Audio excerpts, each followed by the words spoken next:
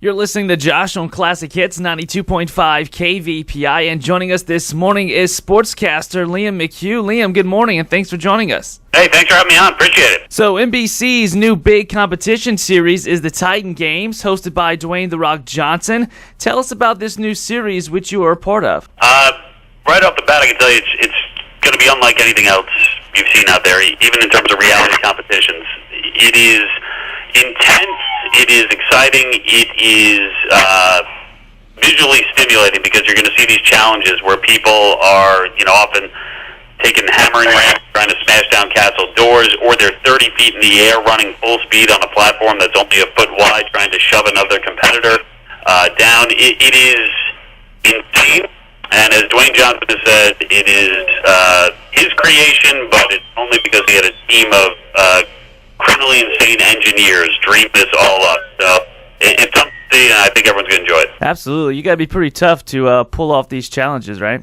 Yeah, I think the big thing is you have to be in incredible shape. While these are regular, everyday people, 9-to-5 jobs, people who have families, they still find the time to work out like 3 hours a day, 6 days a week. They're in incredible shape. And you have to be poised because all of a sudden you are someone who's never competed at a high level, and there you are in an arena, thousands of people cheering you on, a national TV audience, and Dwayne Johnson screaming your name. So in the moment, you have to figure out how to beat this challenge, how to beat your opponent, and at the same time maintain some level of poise. So it's a cool experience. I'm sure there's a lot of pressure, and the show is taped, as you mentioned, inside the Titan Arena.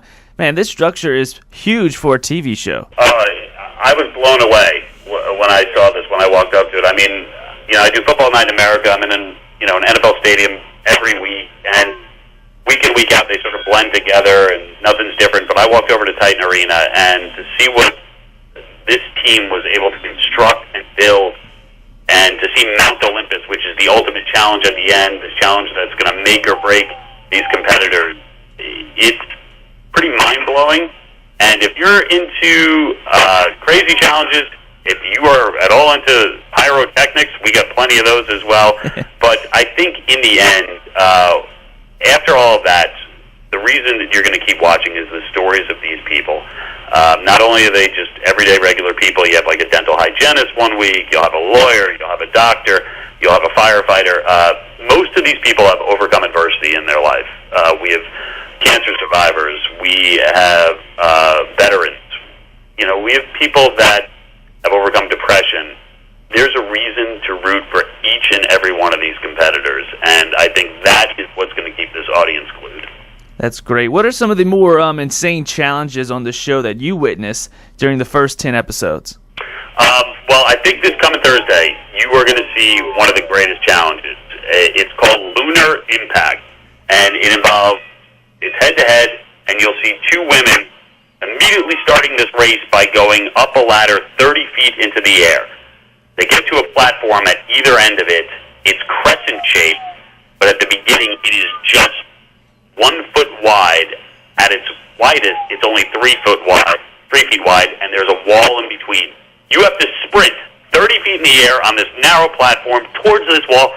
Boom, you collide head-to-head, and now you are struggling to push the other person off of it. I don't know about you, I'm afraid of heights, so right away just climbing 30 feet in the air seems like dangerous and something I don't want to do, and I'd be frightened.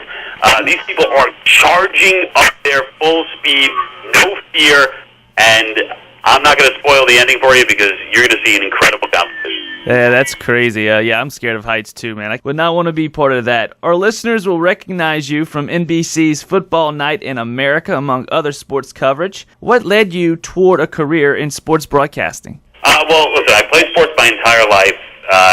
It was always a really important thing to me. I was a sports writer coming out of college. I was a college athlete, but realized pretty quickly in my college playing days that I was never going to make a living playing the sports.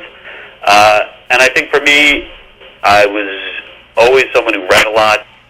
I love literature, I love stories, and I was able to combine the two things where I could bring you sports, but I could really take you a little bit deeper, bring you the stories of the athletes, the coaches, and maybe get you a little bit more invested in what you're watching. So, I don't know, it two different things that I loved, and now I get to combine them both, and I get to do it for a living. It's, I don't know, it's pretty amazing, and I'm going to keep riding it as long as I possibly can.